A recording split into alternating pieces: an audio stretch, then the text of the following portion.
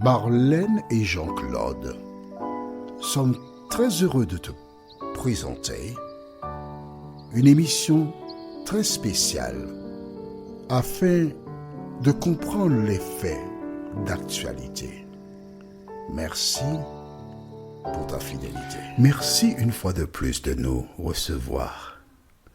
Merci de nous donner l'occasion d'échanger autour de la parole de Dieu. Aujourd'hui, notre thème est justement l'échange. Nous avons une seule référence. Elle se trouve au livre de Genèse, chapitre 3, les versets 9 à 13. Genèse, chapitre 3, les versets 9 à 13. Genèse 3, versets 9 à 13. Avant d'aborder le thème, prions. Notre Seigneur et notre Dieu, nous voici encore là, en ta présence pour te louer et te bénir. Car tu as placé en nous le désir de lire la parole, de nous aider afin que nous puissions non seulement la lire, mais te laisser transformer nos cœurs et nous diriger dans toute la vérité, nous t'en prions. Au nom de Jésus et pour ta gloire éternelle. Amen. Rappelle-toi, nous avons vu ensemble comment Dieu est parti à la recherche d'Ève et Adam dans le jardin. Nous avons vu ensuite comment Jésus raconte cette parabole ou cette métaphore où un homme qui a 100 brebis, il en perd une, il part à la recherche de cette dernière et une fois qu'il la retrouve avec joie, il la met sur ses épaules et la ramène au bercail. Il invite ses proches à venir et se réjouir avec lui. Ensuite, il s'agit de cette dame qui a 10 pièces de monnaie, elle en perd une.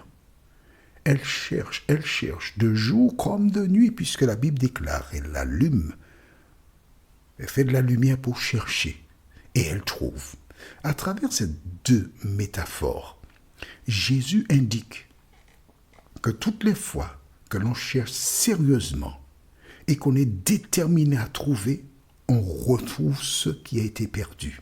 De même, lorsqu'un membre d'une communauté a perdu la foi, tous les membres de la communauté qui sont régis par le Saint-Esprit devraient partir à la recherche de cette personne, l'entourer, démontrer l'amour et la ramener dans la communauté. Attention, il existe certains qui lisent la parole, certains qui sont avec toi, qui étudient et qui découvrent que ce que nous voyons dans la Bible n'est pas respecté dans leur communauté et qui décident de changer de communauté. Ça c'est une autre chose, on est d'accord? Mais ce que je voudrais que tu retiennes, c'est l'amour que l'on doit avoir à l'endroit de celui, de celle qui s'est égaré, partir à sa recherche. Et c'est ce que l'Éternel a fait. Il est parti à la recherche d'Ève et Adam dans le jardin. Il ne les a pas abandonnés à leur sort. Aujourd'hui, tu entends des gens qui diront « Ah, elle connaissait la vérité, hein, elle savait, donc elle a fait son choix, c'est son problème. Je n'ai rien à lui dire. » Non, si tu parles ainsi, cela veut dire que tu ne connais pas l'amour de Dieu pour la race humaine. Que s'est-il passé ensuite? Je voudrais que tu regardes comment Dieu communique avec eux. Lisons donc dans Genèse chapitre 3, à partir du verset 9. Mais l'Éternel Dieu appela l'homme. Rappelle-toi, il se cachait. Mais Dieu n'abandonne pas l'homme. Il est parti à sa recherche. C'est exactement ce qui s'est passé pour la brebis perdue et la pièce. Il est parti. Il continue. Et nous lisons, mais Dieu appela l'homme et lui dit, où es-tu? C'est Dieu qui fait la démarche. Où es-tu? Tu me manques. Dis-moi où tu es. C'est comme la brebis.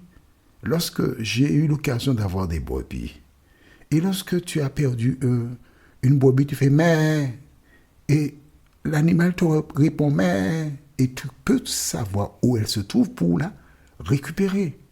Jésus pose la question, où es-tu? Il attend une réponse et à travers la réponse, il va intervenir. Et lorsqu'il pose la question, où es-tu? Il répondit, j'ai entendu ta voix dans le jardin et j'ai eu peur parce que je suis nu et je me suis caché. Il dit la vérité. J'ai eu peur. Tu connais ça, tu étais enfant. Alors, il y a certains enfants qui sont nés tout grands, ils n'ont jamais fait de bêtises, donc ils ne vont pas comprendre ce que je dis là. Mais lorsque tu es un enfant comme moi, on a fait une confiture de prunes de citerre. On a dit, ne touchez pas, c'est moi qui donne. Et tu penses, alors, il faut savoir que la confiture de prunes de citerre est dans un bocal en verre, transparent donc, avec une belle petite couleur marron. Et on aurait dit que chaque prune te dit, viens me manger, je suis bonne, aïe, aïe, aïe. Et il n'y a personne autour, alors tu as le choix entre ne pas répondre à l'invitation ou encore manger. Mais dans mon cas, je vais prendre une seule petite prune. Mais ce que l'on ignore quand on est enfant, c'est que parfois les parents savent, ils mettent une trace pour savoir la hauteur des prunes qu'il y a dans le bocal. Et quand tu sais que tu as mangé une prune et que les parents arrivent et posent la question, quelqu'un a mangé la prune. Maman, tu fais pipi sur toi déjà, oui. Parce que tu sais qu'il y a la correction qui va tomber. Alors, Ève et Adam se sont cachés parce qu'ils savaient qu'ils avaient fait ce qui était contraire à la parole de Dieu. Et regarde comment Dieu va répondre à cela. Et s'il dit, l'Éternel Dieu dit, qui t'a appris que tu es nu? Est-ce que tu as mangé de l'arbre dont je t'avais défendu de manger? Regarde bien. L'homme aurait pu dire d'entrée, je me suis caché parce que j'ai mangé le fruit de l'arbre et je suis nu. Il a sauté cette partie-là. Il a été directement pour dire, je me suis caché parce que je suis nu. Et Jésus l'aide. Il dit, mais qui t'a appris que tu es nu? As-tu mangé du fruit de l'arbre? Et il répond, l'homme répondit, la femme que tu as mise auprès de moi m'a donné de l'arbre et j'en ai mangé. Sous-entendu, j'étais là gentiment dans le jardin. Je ne t'ai rien demandé. Mais tu as décidé de mettre une femme à côté de moi. Et c'est cette femme que toi, tu as placée à côté de moi qui m'a donné et qui m'a fait manger. Elle a littéralement ouvert ma bouche, elle a mis dans ma bouche et elle a même marché pour moi. Je vais loin, c'est vrai, d'accord, mais tu as compris l'idée. En clair, si tu n'avais pas mis cette femme à côté de moi, je n'aurais pas mangé du fruit. Je serais resté intègre. Mais c'est à cause de toi que cela m'est arrivé. Est-ce que ça t'arrive aussi, au lieu de prendre conscience de ce que tu as posé comme action, de rendre les autres responsables? Est-ce que tu as pris le temps pour réfléchir, analyser et réaliser que l'action que tu as posée, elle était en toi déjà, elle somnolait, je dirais. Est-ce que tu en es consciente ou conscient? Dieu ne se défend pas. Amen. Dieu ne dit pas à Adam, ah bon, donc c'est moi qui t'ai fait faire cela alors. C'est moi le responsable. D'accord, ok. Tu étais seul, tu n'avais pas de compagne, je t'ai donné une compagne, maintenant c'est moi le coupable, c'est moi le responsable. Non, Dieu n'entre pas dans des histoires. Est-ce que tu es un enfant de Dieu? Lorsque tu es injustement condamné, essaie de retenir ce verset de la Bible, Exode 14, verset 14. Marque dans ton cahier. Merci, marque. Tu en auras besoin. Exode 14, verset 14. Marque cela, qui dit, l'Éternel combattra pour vous, et vous, garder le silence. Dieu n'a pas répondu à cela. Que fait-il? Nous continuons. Et l'Éternel Dieu dit à la femme, « Pourquoi as-tu fait cela ?» La femme répondit, « Le serpent m'a séduite et j'en ai mangé. » Voilà la vérité. Elle ne passe pas par quatre chemins. Je ne dis pas que les femmes ne passent pas par quatre chemins, parce qu'aujourd'hui, blanc, bonnet, blanc, homme, femme, on est pratiquement la même chose. Elle dit, le serpent m'a séduite. Et j'aimerais que tu notes cela, la séduction. L'ennemi de nos âmes cherche à nous séduire. Et Ève a entendu la réponse d'Adam. Elle a été fine. Elle a compris qu'on ne peut rien cacher à Dieu. Puisque Dieu est omniscient, le serpent m'a séduite. J'ai été séduite par le serpent. J'en ai mangé. Voilà, j'assume. C'est moi. Mais moi, c'est moi. Lui, c'est lui. Il pouvait faire autrement. À travers l'échange de Dieu et ces deux personnes, il nous montre comment nous devons régler des différends.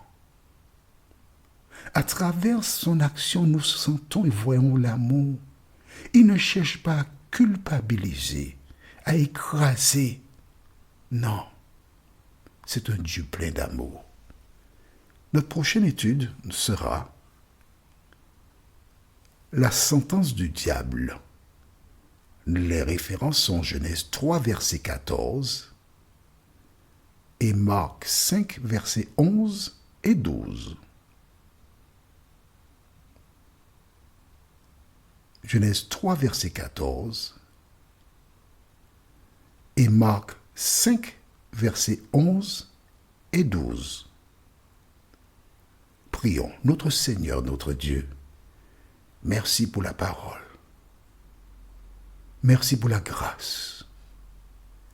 Merci pour le bonheur de savoir que tu nous aimes, Seigneur, et que tu te tiens à côté de nous. Merci de continuer ton œuvre dans nos cœurs et que nous puissions jour après jour, ô Éternel, marcher dans tes voies et grandir en toi. Fais-nous du bien dans tous les domaines de notre vie, nous t'avons prié, au nom de Jésus et pour ta gloire éternelle. Amen. Que l'Éternel continue de te garder et il me tarde de te retrouver. Nous sommes parvenus au terme de notre réflexion.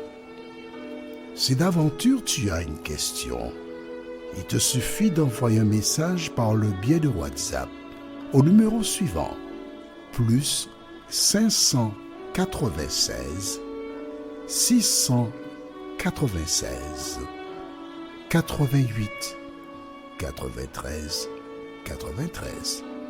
Et alors Jean-Claude, moi, je me ferai un réel plaisir de répondre à ta question.